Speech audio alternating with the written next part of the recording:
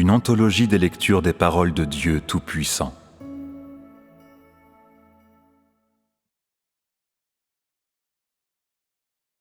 L'humanité corrompue a encore plus besoin du salut de Dieu fait chair.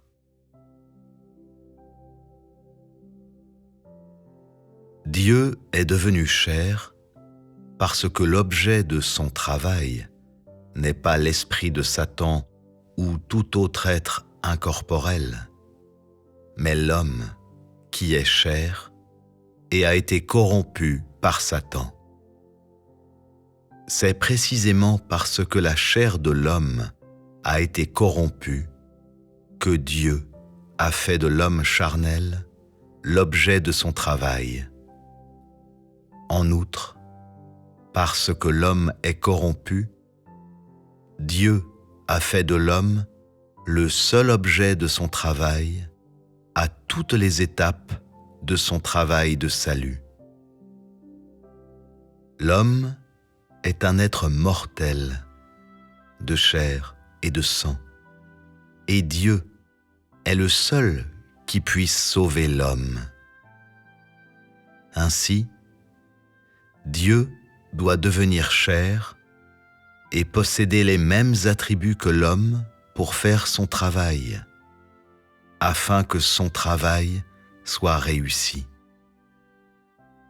Dieu doit devenir chair pour faire son travail précisément parce que l'homme est chair et incapable de vaincre le péché ou de se dépouiller de la chair. Bien que l'essence et l'identité de Dieu incarné diffèrent grandement de l'essence et de l'identité de l'homme, son apparence est identique à celle de l'homme. Il a l'apparence d'une personne normale, vit la vie d'une personne normale, et ceux qui le voient ne peuvent discerner aucune différence avec une personne normale.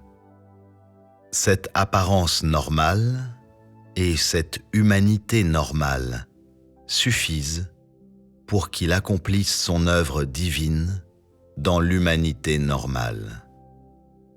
Sa chair lui permet de faire son travail dans l'humanité normale et l'aide à faire son travail parmi les hommes, et son humanité normale, en plus, l'aide à mener à bien l'œuvre du salut parmi les hommes. Bien que son humanité normale ait causé un grand tumulte parmi les hommes, un tel désordre n'a pas influencé les effets normaux de son œuvre. En bref, le travail de sa chair normale est d'un avantage suprême pour l'homme. Bien que la plupart des gens n'acceptent pas son humanité normale, son travail peut encore être efficace, et cette efficacité est due à son humanité normale. Aucun doute à ce sujet. L'homme bénéficie 10 fois ou des douzaines de fois plus du travail de Dieu dans la chair que des conceptions de son humanité normale qui existent parmi les hommes. À la fin, ces conceptions seront toutes englouties par son œuvre, et l'effet que son œuvre a produit, c'est-à-dire la connaissance de l'homme à son sujet, dépasse de loin les conceptions de l'homme à son sujet. Il n'y a aucun moyen d'imaginer ou d'évaluer le travail qu'il fait dans la chair, car sa chair est différente de la chair de tout homme. Bien que l'enveloppe externe soit identique, l'essence n'est pas la même. Sa chair occasionne plusieurs conceptions de Dieu chez les hommes, mais sa chair, permet aussi à l'homme d'acquérir une grande connaissance et peut même conquérir tout homme qui a une enveloppe externe similaire. Car il n'est pas seulement un homme, mais il est Dieu avec l'enveloppe extérieure d'un homme. Et personne ne peut complètement le sonder ou le comprendre. Un Dieu invisible et intangible est aimé de tous et accueilli par tous. Si Dieu n'est qu'un esprit invisible à l'homme, il est très facile pour l'homme de croire en Dieu. L'homme peut donner libre cours à son imagination, peut inventer n'importe quelle image comme image de Dieu pour se faire plaisir et se sentir heureux. Ainsi, l'homme peut faire tout ce qui est le plus agréable à son propre Dieu et décider de tout ce que ce Dieu est prêt à faire, sans aucun scrupule. De plus, l'homme croit que personne n'est plus loyal et pieux que lui envers Dieu, et que tous les autres sont des païens qui sont déloyaux envers Dieu. On peut dire que cela est recherché par ceux dont la croyance en Dieu est vague et basée sur la doctrine. Ils cherchent tous la même chose, avec peu de variations. Simplement, les images de Dieu dans leur imagination sont différentes, mais en fait, leur essence est la même. L'homme n'est pas préoccupé par sa croyance insouciante en Dieu et croit en Dieu comme il le veut. Ceci fait partie de la charte des droits et libertés de l'homme, que personne ne peut altérer, car l'homme croit en son propre Dieu, et non le Dieu de quelqu'un d'autre. Il est sa propre propriété privée, et presque toute personne possède ce genre de propriété privée. L'homme considère cette propriété comme un trésor précieux. Mais aux yeux de Dieu, il n'y a rien de plus médiocre ou sans valeur, car il n'y a pas d'indication plus claire de l'opposition à Dieu que cette propriété privée de l'homme.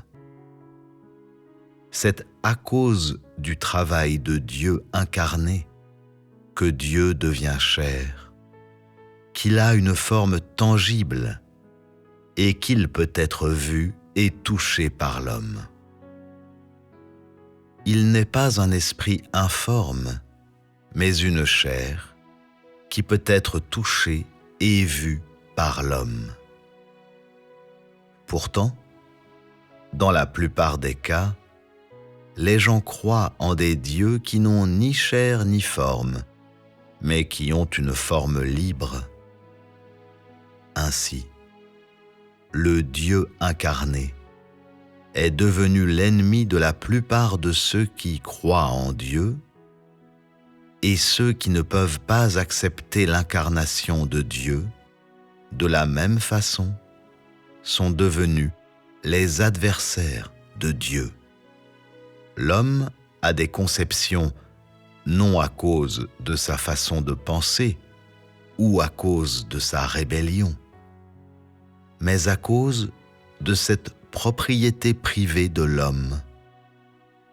C'est à cause de cette propriété que la plupart des gens meurent, et c'est ce Dieu vague qui ruine la vie de l'homme, ce Dieu qui ne peut pas être touché, ne peut pas être vu, et en fait n'existe pas. La vie de l'homme est perdue non par le Dieu incarné, encore moins par le Dieu des cieux, mais par le Dieu de la propre imagination de l'homme. Ce n'est qu'en raison des besoins de l'homme corrompu que le Dieu incarné est venu dans la chair. C'est en raison des besoins de l'homme, non de Dieu. Et tous ces sacrifices et toutes ces souffrances sont pour le bien de l'humanité et non au bénéfice de Dieu lui-même. Il n'y a pas de pour et contre, ni de récompense pour Dieu. Il ne moissonne pas une future récolte, mais ce qui lui est dû depuis le début. Il ne vise que le bien de l'humanité en tout ce qu'il fait et tout ce qu'il sacrifie pour l'humanité, et non le gain de grandes récompenses. Bien que le travail de Dieu dans la chair implique de nombreuses difficultés inimaginables, les effets qu'il obtient finalement dépassent de loin ceux du travail effectué directement par l'Esprit. Le travail de la chair entraîne un grand nombre de difficultés, et la chair ne peut pas avoir la même grande identité que l'Esprit, ne peut pas accomplir les mêmes actes surnaturels que l'Esprit. Encore moins peut-elle avoir la même autorité que l'Esprit. Pourtant, l'essence du travail accompli par cette chair banale est bien supérieure à celle du travail accompli directement par l'Esprit. Et cette chair elle-même est la réponse aux besoins de tous les hommes.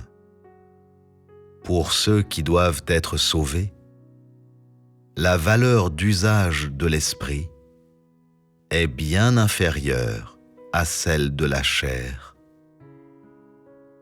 Le travail de l'Esprit est en mesure de couvrir l'ensemble de l'univers, à travers toutes les montagnes, les rivières, les lacs et les océans.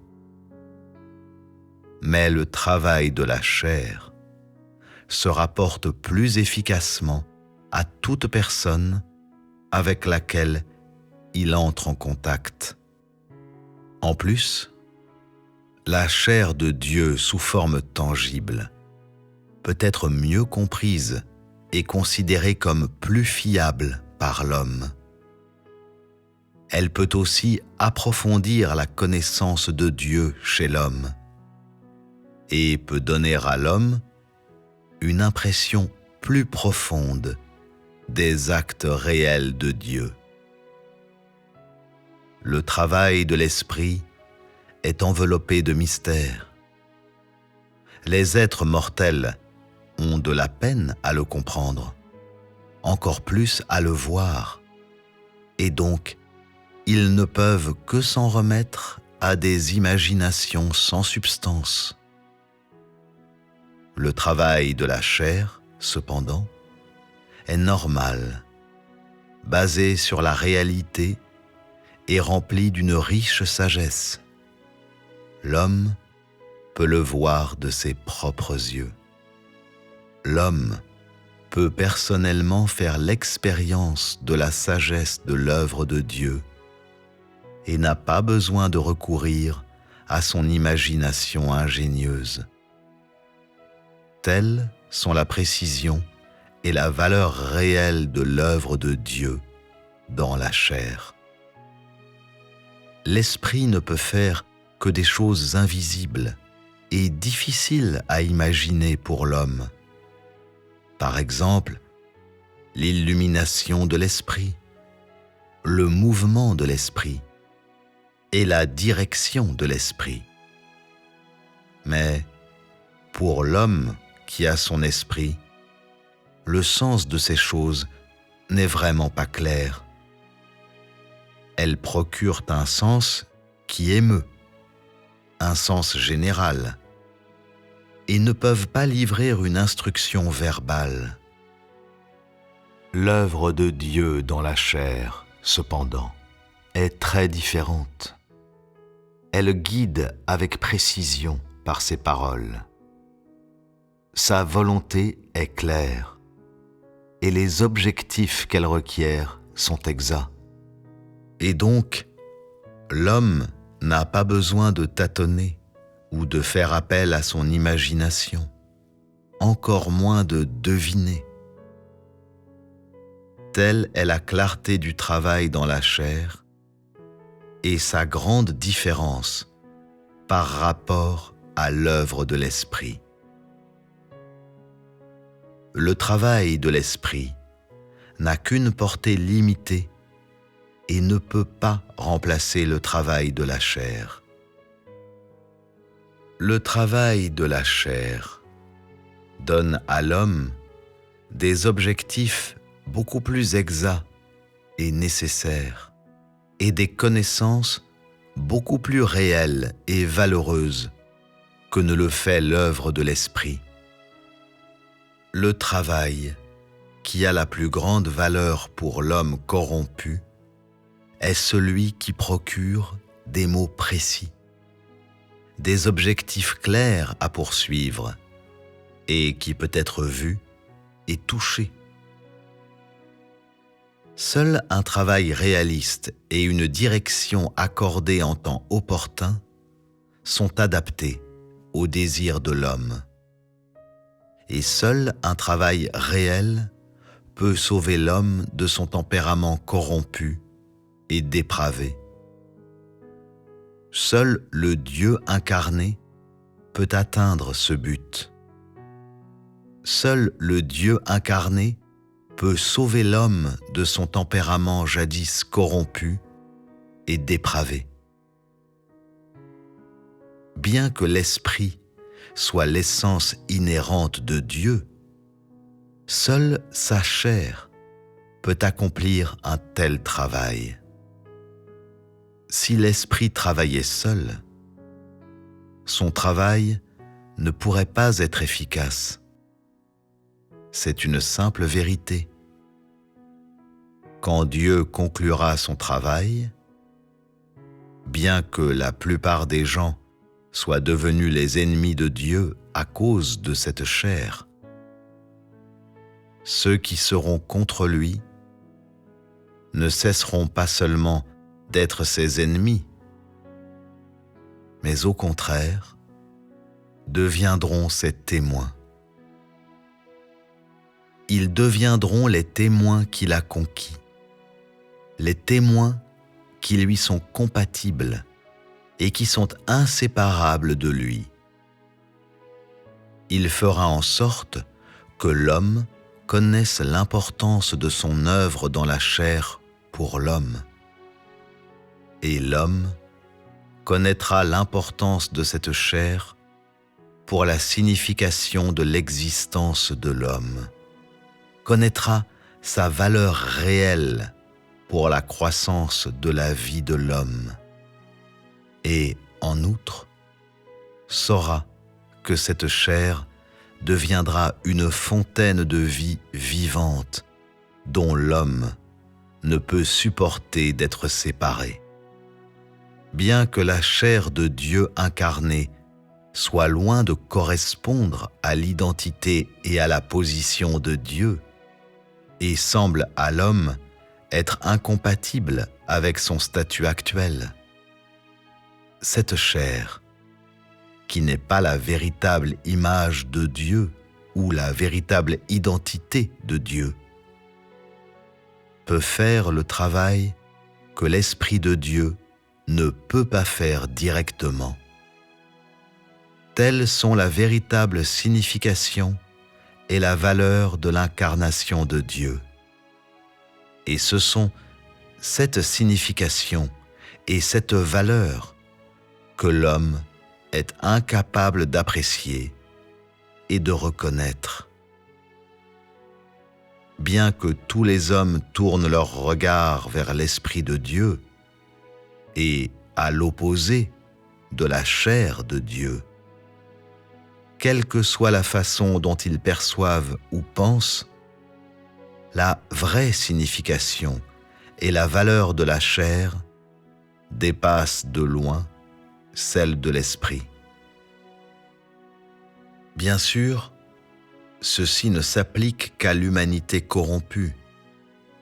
Pour tous ceux qui cherchent la vérité et aspirent à la manifestation de Dieu, l'œuvre de l'Esprit ne peut que donner un mouvement ou livrer une révélation et susciter un sentiment d'émerveillement qui est inexplicable et inimaginable, et un sens qui est grand, transcendant et admirable, mais aussi inaccessible et inatteignable.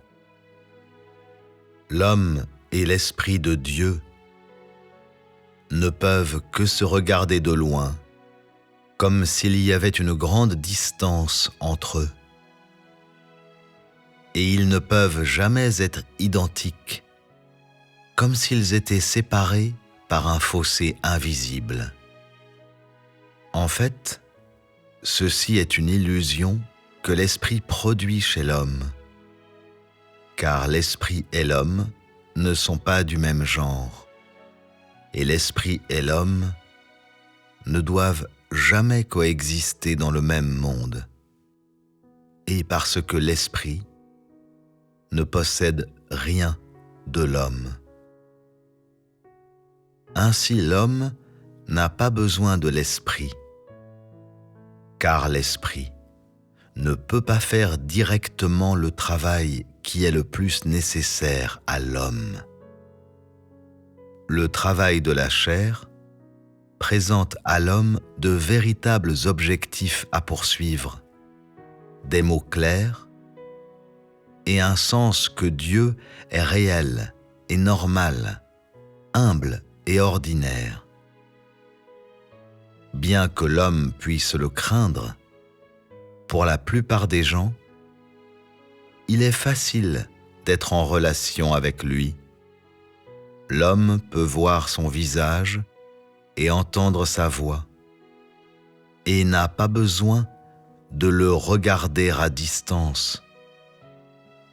Cette chair semble accessible à l'homme, non éloignée ou insondable, mais visible et touchable, car cette chair et l'homme vivent dans le même monde. Tous ceux qui vivent dans la chair doivent avoir des objectifs à poursuivre pour changer leur tempérament et être témoins des actes réels de Dieu et de son vrai visage, pour connaître Dieu.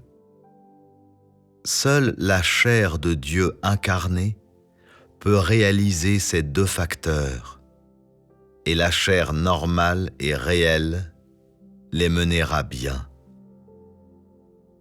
Voilà pourquoi l'incarnation est nécessaire, et pourquoi toute l'humanité corrompue en a besoin.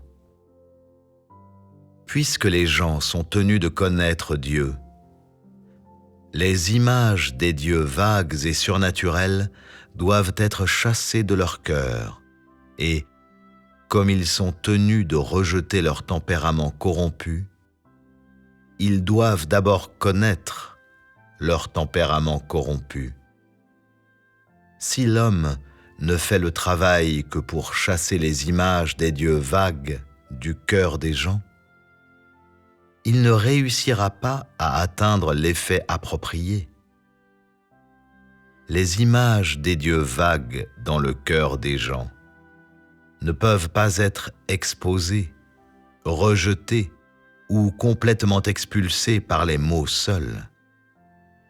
Ce faisant, en fin de compte, il ne serait toujours pas possible d'arracher des gens ces choses profondément enracinées.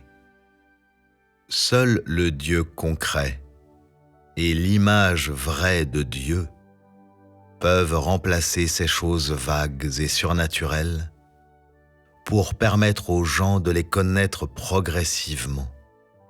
Et ce n'est que de cette façon que le bon effet peut être atteint. L'homme reconnaît que le Dieu qu'il cherchait dans le passé est vague et surnaturel. Le leadership direct de l'esprit ne peut pas obtenir cet effet, encore moins les enseignements d'un certain individu, mais le Dieu incarné le peut.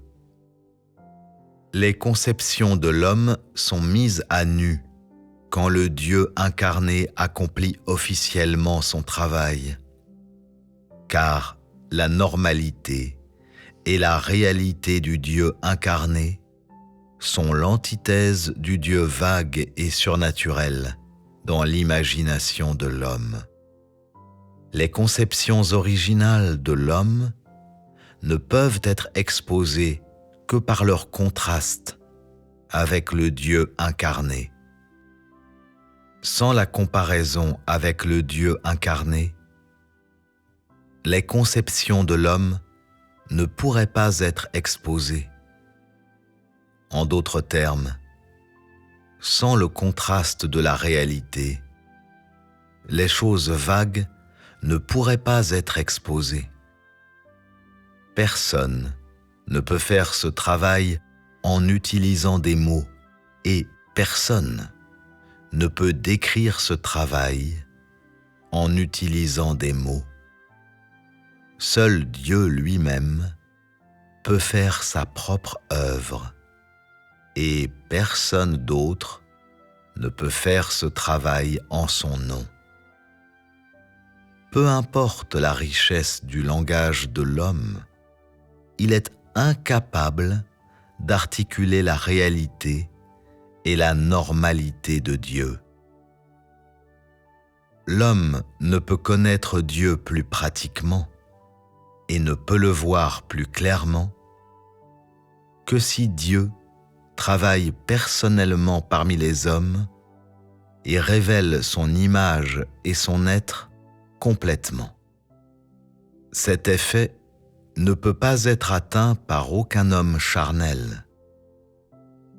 Bien sûr, l'Esprit de Dieu est aussi incapable d'atteindre cet effet. Dieu peut sauver l'homme corrompu de l'influence de Satan, mais ce travail ne peut pas être directement accompli par l'Esprit de Dieu. Plutôt, il ne peut être accompli que par la chair dont l'Esprit de Dieu se revêt, par la chair de Dieu incarné. Cette chair est l'homme et Dieu en même temps. Elle est de l'homme, car elle possède une humanité normale, et aussi de Dieu, car elle possède la pleine divinité. Et donc, même si cette chair n'est pas l'Esprit de Dieu et diffère grandement de l'Esprit, c'est quand même le Dieu incarné lui-même qui sauve l'homme, le Dieu qui est esprit et chair. Peu importe le nom qu'on lui donne, en fin de compte, c'est toujours Dieu lui-même qui sauve l'humanité. Car l'Esprit de Dieu est indivisible de la chair, et le travail de la chair est aussi l'œuvre de l'Esprit de Dieu. Seulement, ce travail ne se fait pas en utilisant l'identité de l'Esprit, mais en utilisant l'identité de la chair. Le travail qui doit être fait directement par l'Esprit ne nécessite pas l'incarnation, et le travail qui doit être fait par la chair ne peut pas être fait directement par l'Esprit. Et seul le Dieu incarné peut le faire. ceci est requis pour ce travail et est requis par l'humanité corrompue. Des 3 étapes de l'œuvre de Dieu, une seule étape a été réalisée directement par l'Esprit, et les 2 autres étapes sont réalisées par le Dieu incarné, et non directement par l'Esprit. Le travail de la loi fait par l'Esprit n'a pas inclus le changement du tempérament corrompu de l'homme. Il n'a pas non plus été lié à la connaissance que l'homme a de Dieu. Le travail de la chair de Dieu à l'ère de la grâce et l'ère du règne, cependant, implique le tempérament corrompu de l'homme et sa connaissance de Dieu, et constitue une partie importante et cruciale de l'œuvre du salut. Par conséquent, l'humanité corrompue a davantage besoin du salut du Dieu incarné et de l'œuvre directe du Dieu incarné. L'humanité a besoin que le Dieu incarné le guide, le soutienne, l'arrose, le nourrisse, le juge et le châtie, et il a besoin davantage de grâce et d'une plus grande rédemption du Dieu incarné.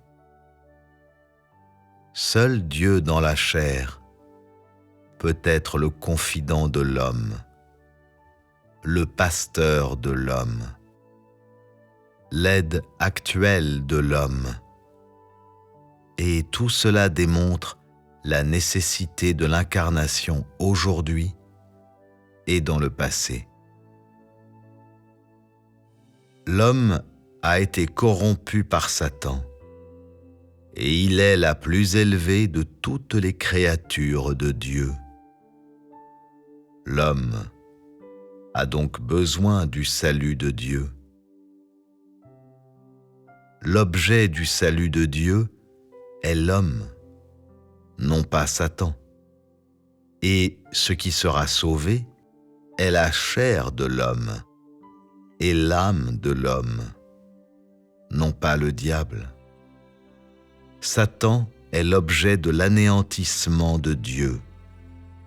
L'homme est l'objet du salut de Dieu. Et la chair de l'homme a été corrompue par Satan,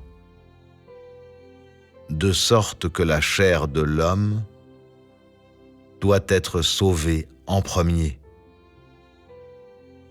La chair de l'homme a été très profondément corrompue et elle est devenue une opposition à Dieu, qui s'oppose même ouvertement et nie l'existence de Dieu. Cette chair corrompue est tout simplement trop intraitable, et rien n'est plus difficile à traiter ou à changer que le tempérament corrompu de la chair.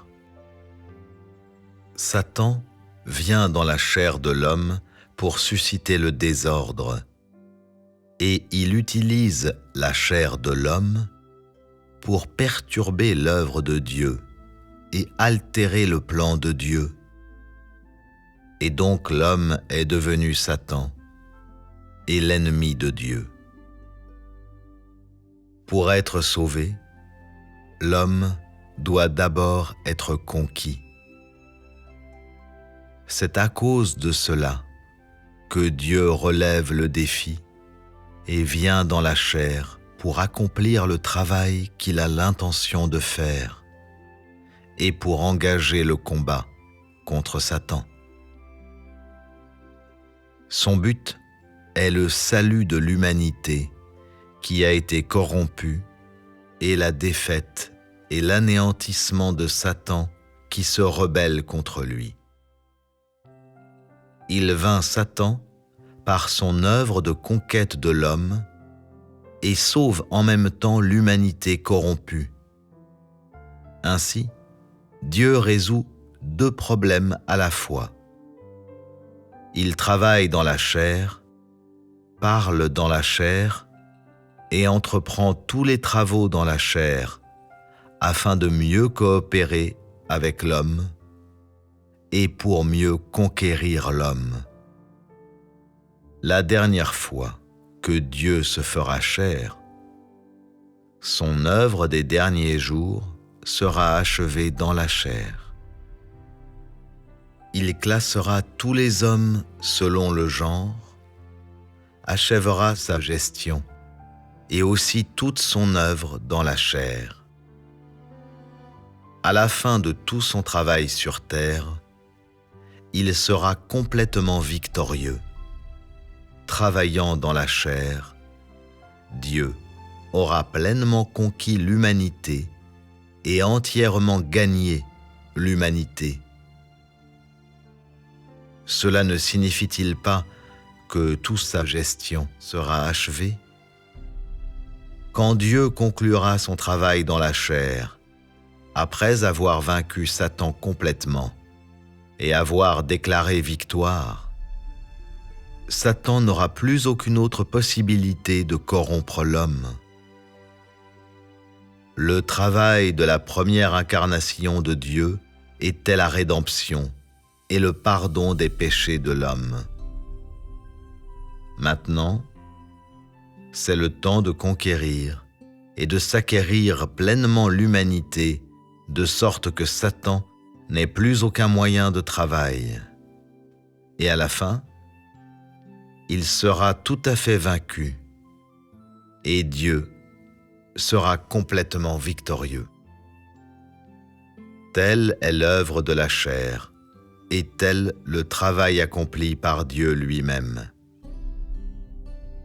Le travail initial des 3 étapes de l'œuvre de Dieu a été fait directement par l'Esprit et non par la chair. Le travail final des 3 étapes de l'œuvre de Dieu, cependant, se fait par le Dieu incarné et non pas directement par l'Esprit. L'œuvre de rédemption de l'étape intermédiaire a également été accomplie par Dieu dans la chair. Tout au long de l'œuvre de gestion, l'œuvre la plus importante est de sauver l'homme de l'influence de Satan.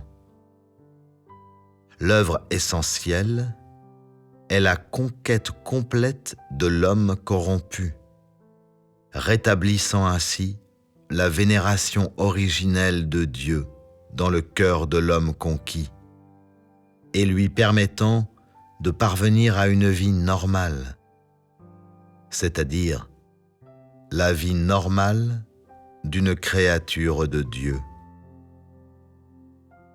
Cette œuvre est cruciale et est au cœur de l'œuvre de gestion. Dans les 3 étapes de l'œuvre du salut, la première étape du travail de la loi était loin du centre du travail de gestion. Il n'avait qu'une légère ressemblance avec l'œuvre du salut et n'était pas le début de l'œuvre du salut de Dieu, sauver l'homme du domaine de Satan. La première étape du travail a été accomplie directement par l'Esprit, car, en vertu de la loi, l'homme ne savait que se conformer à la loi et ne connaissait pas bien la vérité. Et aussi parce que le travail à l'ère de la loi n'impliquait pas un changement dans le tempérament de l'homme, encore moins un souci de sauver l'homme du domaine de Satan. Ainsi, l'Esprit de Dieu a complété cette étape très simple du travail qui ne concernait pas le tempérament de l'homme corrompu.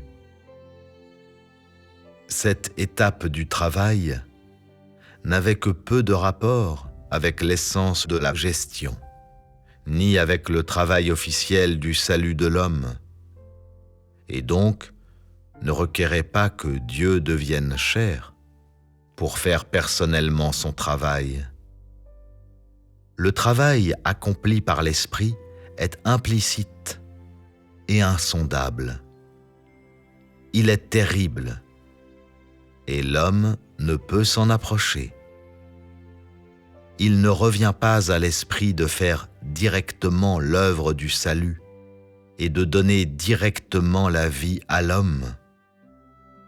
Le plus approprié pour l'homme, c'est de transformer le travail de l'Esprit afin de le rapprocher de l'homme, c'est-à-dire que ce qui est le plus approprié pour l'homme, c'est que Dieu devienne une personne normale, ordinaire, pour faire son travail.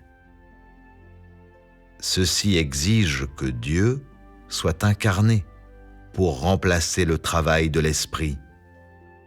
Et pour l'homme, il n'y a aucun moyen plus approprié pour Dieu de travailler. De ces 3 étapes de travail, 2 étapes sont réalisées par la chair, et ces 2 étapes sont les phases clés du travail de gestion. Les 2 incarnations sont mutuellement complémentaires et se complètent l'une l'autre. La première étape de l'incarnation de Dieu a jeté les bases pour la deuxième étape. Et on peut dire que les 2 incarnations de Dieu forment un tout et ne sont pas incompatibles entre elles. Ces 2 étapes de l'œuvre de Dieu sont menées par Dieu dans son identité incarnée, parce qu'elles sont très importantes pour tout le travail de gestion. On pourrait presque dire que sans le travail des 2 incarnations de Dieu, tout le travail de gestion aurait abouti à un point mort, et le travail de sauver l'humanité ne serait que vaine parole. La valeur de ce travail est fondée sur les besoins de l'humanité, sur la réalité de la dépravation de l'humanité et sur la gravité de la désobéissance de Satan et de sa perturbation du travail. La qualité de celui qui est à la hauteur de la tâche est fondée sur la nature de son travail et sur l'importance du travail.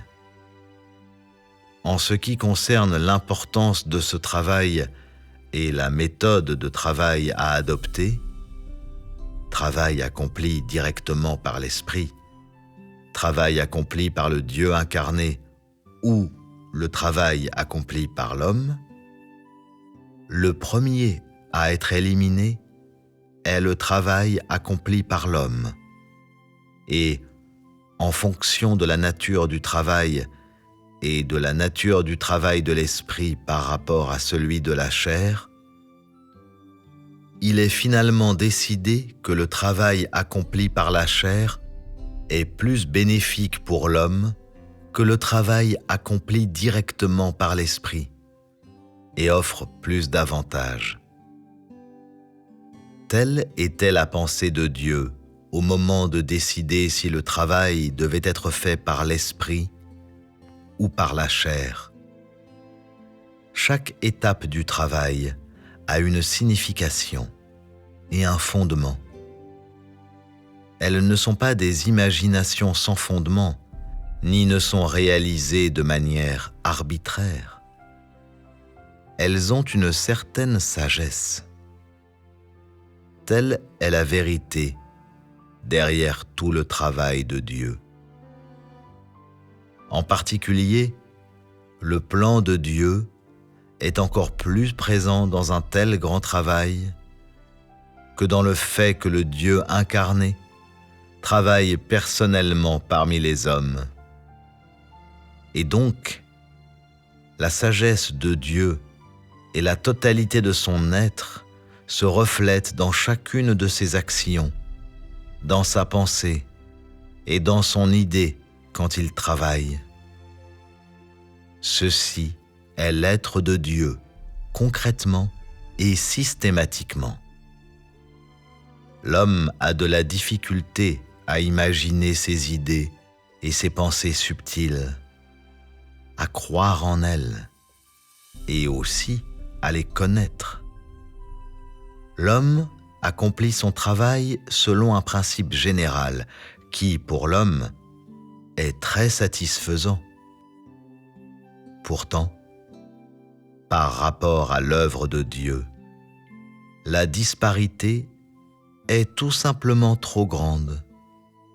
Bien que les actes de Dieu soient grands et l'œuvre de Dieu d'une ampleur magnifique, des détails minutieux, une planification et des arrangements précis inimaginables à l'homme restent invisibles. Chaque étape de son travail est non seulement fondée sur des principes, mais contient aussi beaucoup de choses qui ne peuvent être articulées par le langage humain. Et ce sont des choses qui sont invisibles à l'homme. Que ce soit un travail de l'esprit ou un travail de Dieu incarné, le travail s'inspire des plans de son œuvre. Il ne travaille pas sans fondement et ne fait pas un travail insignifiant.